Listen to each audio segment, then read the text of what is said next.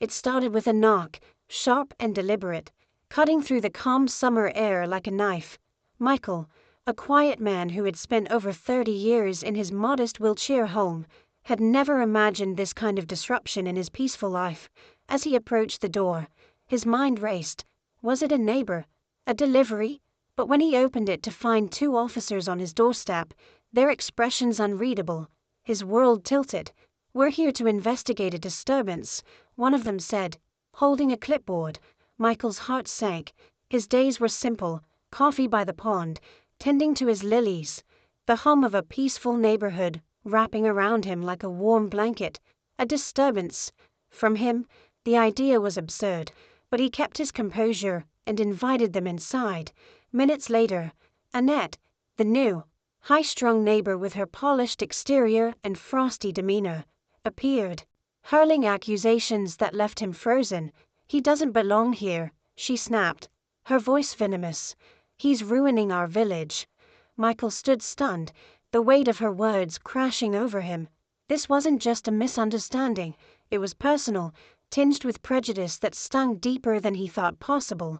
For a man who had built a life of quiet dignity, being labeled an outsider in his own home was unimaginable. What could drive someone to such extremes? This tale of betrayal, defiance, and one man's fight for his reputation unfolds here on TO Stories, where the truth reveals itself in ways no one expects. Stay tuned to see how Michael turns the tables in a battle he never asked for but refuses to lose. Michael's morning routine was his sanctuary. The rising sun painted his garden in soft amber hues as he brewed his coffee and watered the vibrant blooms he'd nurtured over the years. It was a routine of peace and solitude, a daily reminder of why he'd chosen this quiet corner of Wiltshire decades ago. But that tranquility was shattered the moment Annette, the new neighbor, moved in next door. Dear life stories at first. He dismissed her cold reception. Everyone adjusts differently, he reasoned, and perhaps she wasn't accustomed to small-town friendliness. Yet Annette's glares, her sharp remarks, and the way she refused even the most basic, neighborly gestures unsettled him. She's just private, he told himself, clinging to the belief that time would soften her edges. But as days turned into weeks, Annette's behavior took a darker turn. She stayed behind drawn curtains, venturing out only to cast disapproving looks at Michael's modest home. One sweltering afternoon, while Michael lounged by his small above-ground pond, she stood on her porch, phone in hand, snapping pictures. When he caught her eye and waved in an attempt to diffuse the tension, she turned away with a sneer. A heavy knot of unease settled in his chest. Things escalated quickly. One day, as he was pruning his lilies, Michael was startled by a loud knock on the door. 2 officers stood there, their expressions neutral but firm. "We've received complaints about noise and disturbances originating from this address," one explained. Michael blinked, momentarily stunned. Noise? Disturbances? His life was a symphony of quiet moments. He led the officers inside, showing them the empty, serene rooms in the backyard garden that had been his haven for years. As the officers left, the truth behind the complaint became horrifyingly clear. Annette appeared at the edge of her property, arms crossed and voice laced with venom. "He doesn't belong here," she declared loud enough for the officers and half the neighborhood to hear. "He's a drifter, pretending to fit in. This village deserves better." Michael's mind reeled. It wasn't just an insult. It was an accusation that cut to the core of his identity. A man who had worked tirelessly to build a life in this community was now being painted as an intruder. He clenched his fists, his instinct to defend himself warring with his resolve to remain composed. "I've lived here for 30 years, he finally said, his voice steady despite the rage bubbling beneath. "This is my home." But Annette wasn't finished. Over the next few weeks, her campaign intensified. Whispers reached Michael's ears at the local grocer.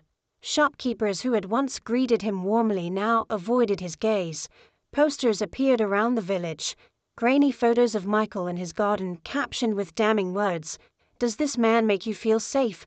Demand a safer neighborhood." Each new attack chipped away at Michael's composure. He spent sleepless nights wondering what he had done to deserve such malice. His garden, once a refuge, now felt like a stage where Annette played out her vendetta. Yet even in his despair, Michael's resolve hardened. "She won't win," he whispered to himself, clutching a mug of tea with trembling hands. "I won't let her take this from me." Determined to fight back, Michael sought allies. Mrs. Bennet, his elderly neighbor, offered unwavering support. "That woman's delusional," she said one evening over the fence. "We all know who you are, Michael. She's the outsider here."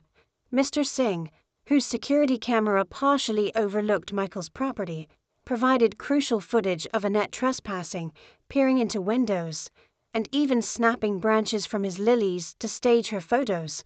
Armed with evidence and the encouragement of those who still believed in him, Michael consulted a solicitor. The legal process was daunting, but he poured his energy into gathering statements, compiling footage, and filing a formal complaint.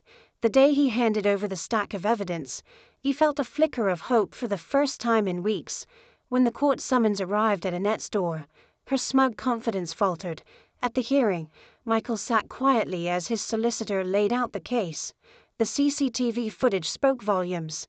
Annette crouched by his fence, her phone trained on his home, trespassing and tampering with his garden. Witness testimonies painted her as a woman obsessed with tearing down a neighbor who had done nothing wrong. Even the police report from the day she called them with false claims worked against her. Annette's defense was thin. She clung to the narrative that she was protecting the village. But the magistrate saw through her facade. "This is harassment," the magistrate declared, "and it stops now."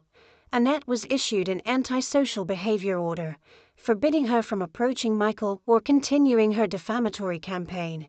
She was also ordered to pay damages and legal fees, a small but significant victory for Michael. The aftermath was swift. Annette, once a force of disruption, became a pariah. The villagers who had believed her lies now turned their backs, embarrassed by their complicity. One by one, the defamatory posters disappeared, torn down by her own hand under the watchful eyes of the constables. Michael watched from his garden as she worked, a quiet satisfaction settling over him. Though the scars of Annette's campaign remained, Michael found solace in the support of his true neighbors. His garden, once tainted by her intrusion, became a place of healing again. The village, too, began to feel like home once more. Michael's story wasn't just one of endurance, but of reclaiming peace and standing firm in the face of prejudice and hatred. As he sat by his pond one afternoon, the sun warm on his face, he allowed himself a small smile. Annette's voice had once threatened to drown him, but now it was just another memory, one he had overcome with quiet strength and the truth on his side. Reflecting on the ordeal, Michael realized something profound. Peace isn't just about the absence of conflict, it's about protecting what matters most. His quiet life in Wiltshire wasn't defined by the accusations hurled at him or the rumors that had spread. It was defined by the decades of love and care he had poured into his home, his garden, and the community he cherished. This experience taught Michael that sometimes standing your ground means more than defending yourself. It's about showing others the power of integrity and perseverance. Annette had tried to isolate him, but her actions had only strengthened the bonds he shared with the people who truly knew him. As the sun dipped below the horizon, Michael raised a glass to his garden, the village, and the simple beauty of a life reclaimed. "This is my home," he said softly, a smile tugging at his lips, and for the first time in weeks, the words felt unshakable. TO stories grow by liking, sharing, and subscribing. Let's hit 10,000 subscribers and keep sharing the stories that inspire and remind us all of the strength found in the everyday.